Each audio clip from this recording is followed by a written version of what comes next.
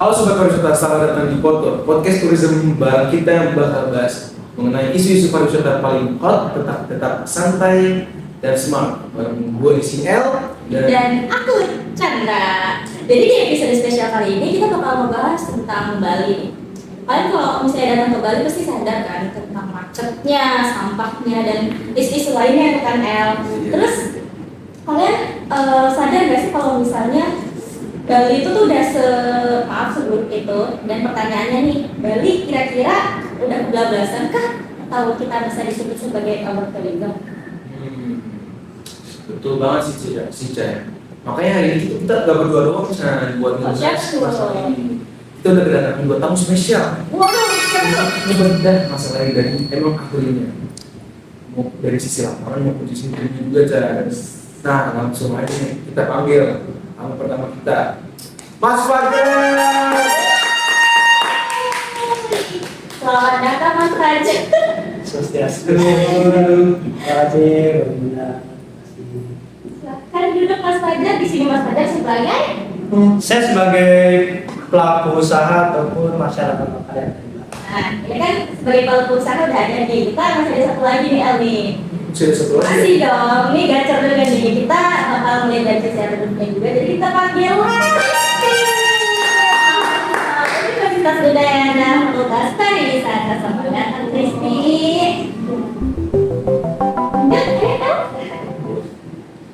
Langsung aja nih Mas Fajar. Kita langsung ke pertanyaan. Sebagai orang yang tiap hari bergelut nih di pariwisata, bener nggak sih? Sekarang tuh kerasa banget populer itu, impactnya itu ke masyarakat lokal. Oke. Kalau dari saya nih,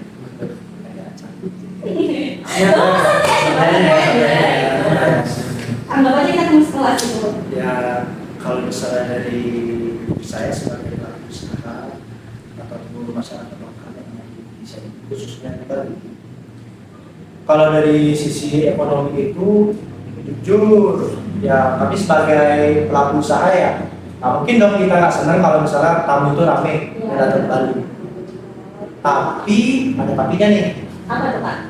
Kalau misalnya nih dari sisi sosial dan budayanya itu, jujur kita sebagai pelaku usaha ini udah kewalahan untuk menangani hal tersebut. Kenapa demikian? Karena ya seperti yang kakak-kakak bilang tadi itu kayak seperti overtourism itu loh. Jadi kita SDM dari pelaku usaha pun itu masih sebenarnya agak kurang gitu.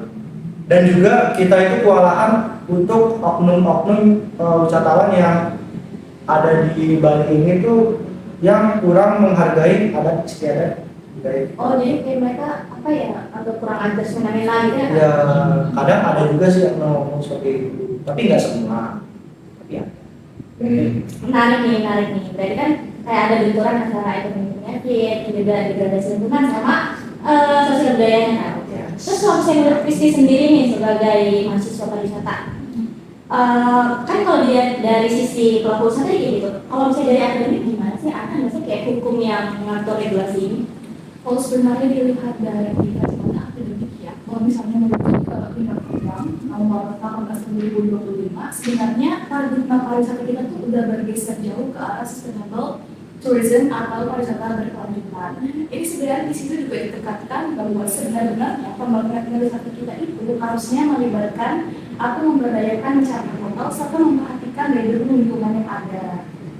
Ya itu sih. Oh berarti kalau sampai warga lokal tuh sampai stres karena sampah atau macet, itu sudah udah melanggar dari isi buku nomor 18 tahun 2022 ya? Sebenarnya udah langgar, dan sebenarnya juga udah ditekankan di buku tersebut kalau pemerintah itu kayak memiliki sebuah wewenang untuk menindaklanjuti atau menegaskan apa sih kayak perilaku wisatawan yang tidak sesuai atau yang sering melanggar ketertiban umum. Terus itu kan kayak setahu saya tuh ada yang namanya GCET. Benar. Nah, sebenarnya aku cuma tahu kayak GCET aja gitu tanpa mendalami menurut kakak itu GCET tuh ada nggak sih kayak pengaplikasiannya di kasus ini? Nah iya benar, sebenarnya itu juga beriringan tadi sebelum saya sebutkan. Kalau saya beriringan dengan regulasi di GCET. GCET itu sendiri sebenarnya adalah Global Code of Ethics for Tourism. Nah jadi di GCET itu di dalam pasal 3-nya secara jelas disebutkan bahwa pariwisata itu pembangunannya itu harusnya melibatkan semua stakeholdersnya. Jadi kayak pelaku wisatawan seperti Pak Pajak dan juga kayak pemerintahan atau wisatawan itu harusnya ikut serta dalam pembangunan pariwisata. Jadi semua itu kayak ada perannya masing-masing gitu loh. Iya sih. Jadi nama pacar saya banyak pacar. Jadi pakai pacar ya. Jadi kenal sama kami ini Fajar doang.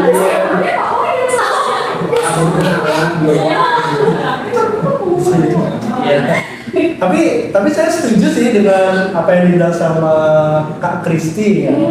Ya. Tapi kita nih sebagai pelaku usaha kadang suka dilema gitu loh. Jadi apa tuh Pak? Nah, kayak misalnya kita nih pelaku usaha ini kayak membuat aturan-aturan yang ada di destinasi wisata itu terlalu ketat sama. Jadi kayak wisatawan tuh mikir, waduh ini kok di Bali ini aturannya mulai ketat ya, terlalu ketat lah buat saya sebagai wisatawan. Kan saya buat. Oh iya. Jadi aku bilangnya sebagai POV dari wisatawannya. Nah, saya udah liburan ke Bali tapi dapat aturan terlalu ketat gitu. Jadi dia ini bisa berpindah gitu loh ke destinasi di negara lain gitu. Jadi kayak kita tuh dilema. Kalau kita membuat terlalu ketat nanti banyak wisatawan yang Milih yang lain. ya gitu. Tapi kalau kita nggak buat terlalu ketat banyak oknum yang Agak kurang ajar. iya gitu. Berarti memang benar ya. Yang satu sisi butuh tujuan, yang satu bagi sisi lagi. Butuh lingkungan yang bagus gitu kan. Resikonya kan lingkungannya hancur. Gitu. Nah, kalau dari Kak Kristi, tanggapan mengenai itu kayak gimana? Aku sebenarnya setuju banget sih sama kekhawatiran dari Pak Fajar ya, dia katanya. Nah sebenarnya juga itu ada, kalau secara BCD itu kita lihat dari pasal satunya. Jadi dia itu kayak mengatur tentang pemahaman serta rasa hormat terhadap sesama manusia gitu. Jadi kayak kita sebagai manusia kalau misalnya berliburan pasti ada etikanya kan. Nah itu dia yang diatur dalam GCET pasal 1. Kalau dibahas sekarang ini. Terus berarti ini tuh kayak ada timbal baliknya gitu ya, kayak misalnya wisatawannya kan tetap bayar, tapi nanti kayak dia pasti dapat yang bisnis yang bagus, bersih, gacor gitu kan. Terus kalau misalnya menurut Pak Fajar sendiri nih, kan Bapak pelaku usaha ya, Bapak siap nggak sih kayak menerima ketetapan dari peraturan ini sendiri? Ini menurut saya dulu ya, karena kan nggak pelaku usaha tuh beda-beda pendapatnya. Kalau menurut saya itu kalau misalnya nih dananya itu transparan dan benar-benar kembali untuk membangun infrastruktur destinasi wisata tersebut dan kebersihan di desa wisata tersebut, kami di masyarakat lokal pastinya, terutama saya itu pasti siap. Diketatin kan? Iya.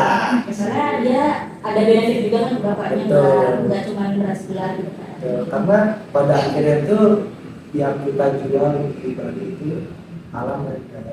Iya sih, setuju banget. Jadi kalau misalnya keduanya rusak kan apa lagi yang mau kita jual?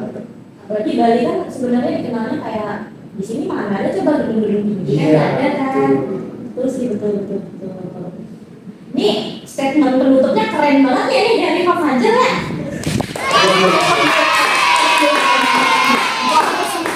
Iya, Bapak Klien Fajar. Berarti bisa kita simpulkan ya teman-teman. Jadi kayak mengatasi ekoturism itu sebenarnya bukan nolak wisatawan gitu.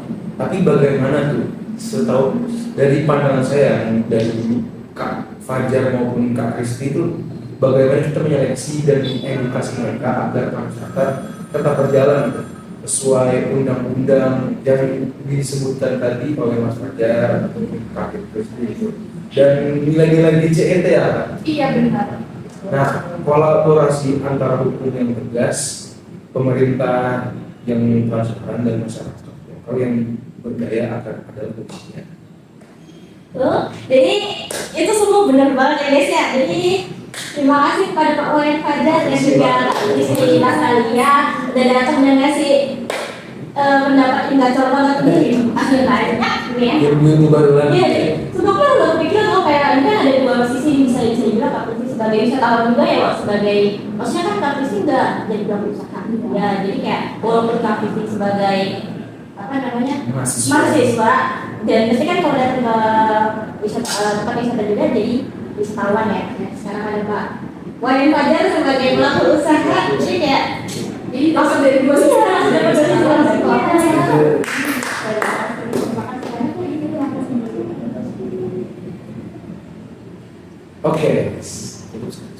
Oke, sekarang sobat wisata, mungkin segini aja podcast kita hari ini. Dan untuk episode selanjutnya jangan lupa untuk selalu menjadi wisatawan yang berkeluarga. Sampai jumpa. Bye bye, don't lupa like, subscribe, and share ya guys. Bye. Over tourism sekarang tuh feedbacknya ke masyarakat lokal gimana tuh? Sana. Oh iya, nggak sabar. Saya sebagai pelaku usaha atau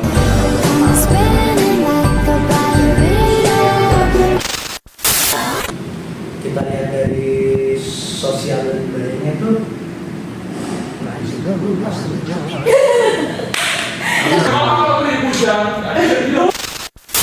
Oke, orang tolol ya, dari tadi pelangap pelongo ngeliatin orang-orang bingung mau ngapain.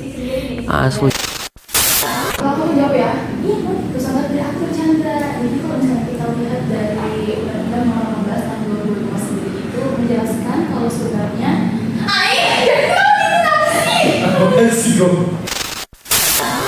Halo sobat pariwisata, selamat datang di Over Tourism Podcast bareng enggak langsung aja, jujur langsung aja. Ini aja podcast kita hari ini. Dan untuk episode selanjutnya jangan lupa untuk selalu menjadi wisatawan yang berkeluarga. Sampai jumpa. Bye bye. Bye.